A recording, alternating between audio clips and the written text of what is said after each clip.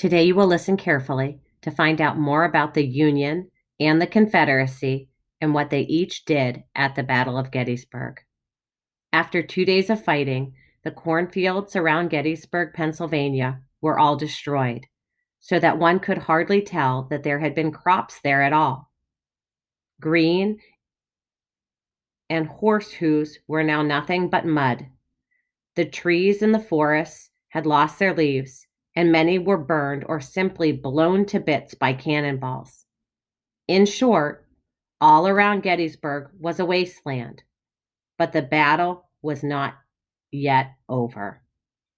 A wasteland is an area that is devastated or destroyed. How does this image help you understand this part of the read aloud? It was past midnight. The date was July 3rd, 1863. Two Confederate soldiers stood guard outside the door of a small stone farmhouse at the edge of the battlefield. Several Confederate officers paced back and forth in the yard. "Should we see if he's ready to issue orders?" asked one of the soldiers. "No, don't bother him. The old man will let us know when he's ready," said another. Inside the house, a man stood hunched over a table studying a map by candlelight. He was not a very old man, just 56 years old. But constant war and worries had brought new wrinkles to his face. He was far more thin and frail or weak than he had been just 2 years before.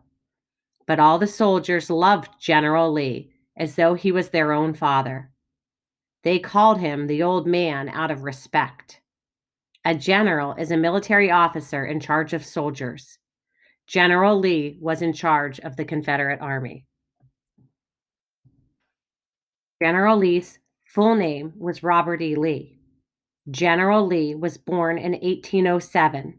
He was the son of a hero from the Revolutionary War who had fought bravely alongside George Washington to make America free from Great Britain. Robert E. Lee joined the Army at age 17 and graduated second in his class from the United States Military Academy. He had the second highest scores in his class, which means he did very well in school. Then Lee served in the U.S. Army during the Mexican-American War. Lee was proud to serve in the U.S. Army before the Civil War. But Robert E. Lee was born and raised in Virginia, a Confederate state. Lee married Mary Custis, a great-granddaughter of George and Mary Martha Washington. After they married, Robert and Mary lived in Mary's plantation home known as Arlington House. This is a photo of Arlington House in Virginia. Lee did not think the South should secede from the Union. What does secede mean? Like many other people, he wanted to find a peaceful way to end the disagreement, and he swore he would never break the oath or promise he had taken to uphold the U.S. Constitution. As a soldier, he made an oath or a promise to do what was best for the United States. At first, Lee refused to join the Confederate Army when President Jefferson Davis asked him to take command. Remember, Jefferson Davis was elected president of the Confederacy. He is the man in the image who is seated with a paper in his hand. Then, just before the Battle of Fort Sumter, President Lincoln asked Lee if he would agree to take command of the entire Union Army. Lee refused that offer as well. Why do you think General Lee refused both offers? Only when his home state of Virginia decided to secede and join with the Confederacy did Lee finally make up his mind. He hated the thought of fighting against the United States, but even more, he hated the thought of fighting against his home state of Virginia. General Lee became commander of the Army of Northern Virginia, making him one of the most powerful and recognizable figures in the Confederate Army. This image shows Confederate President Jefferson Davis and his closest advisors, including General Lee in the middle discussing their war plan. Advisors are people who give suggestions or guidance to someone. Thanks in large part to General Lee's excellent abilities as a general, he commanded the Confederate Army to many victories and major battles on the field before Gettysburg.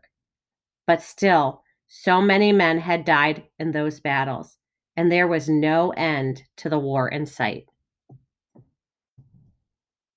There was a knock on General Lee's door in Gettysburg. It was Mayor Venable, Lee's trusted friend and aide or helper. "General, I have reports from your field commanders," said Major Venable. "Go ahead," he said, turning his attention back to the maps on the table. "General Ewell had trouble organizing his men, sir, and General Rhodes failed to attack as ordered. General Early tried, but he gave up as darkness approached." Lee tapped his knuckles on the table and stared at the maps. There had been nothing but bad news all day. After 2 days of fighting, the Union Army held the high ground. Its soldiers and cannons spread in a tight line atop a long ridge, refusing to budge no matter how fiercely the Confederates attacked.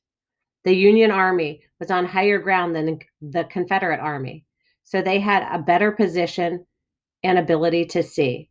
"I have made my decision," Lee said. "We will strike at the heart of the Union line, at Cemetery Ridge, and divide their forces. The rest of our army will attack on the left and the right." In the morning, the old man rode out to greet his soldiers. The men cheered and waved their hats whenever Lee rode past, and he waved and smiled confidently, doing his best to keep their spirits high.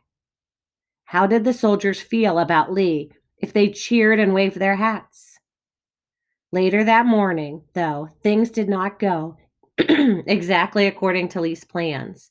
The Confederate forces attacked, hoping to break through the Union lines and send armies retreating from the field. Lee knew that if he succeeded, the South would have a chance to win the war. If he lost, it may not. What do you think is going to happen? The battle went on all day, but the most important moment came when Lee ordered General Pickett to lead his men in a daring charge across a wide open field directly at the middle of the Union lines. The move, known as Pickett's Charge, was a catastrophe for the Confederates. A catastrophe is an event that causes great trouble or destruction. So Pickett's Charge caused a great deal of trouble for the Confederate side. Half of Pickett's men were killed, wounded, or captured. At the end of that third day, the Union still held the high ground. Lee had lost the battle and had to retreat to Virginia, abandoning the hopes of invading deep into the North. The day after the battle was the 4th of July, a day when Americans normally celebrate their independence.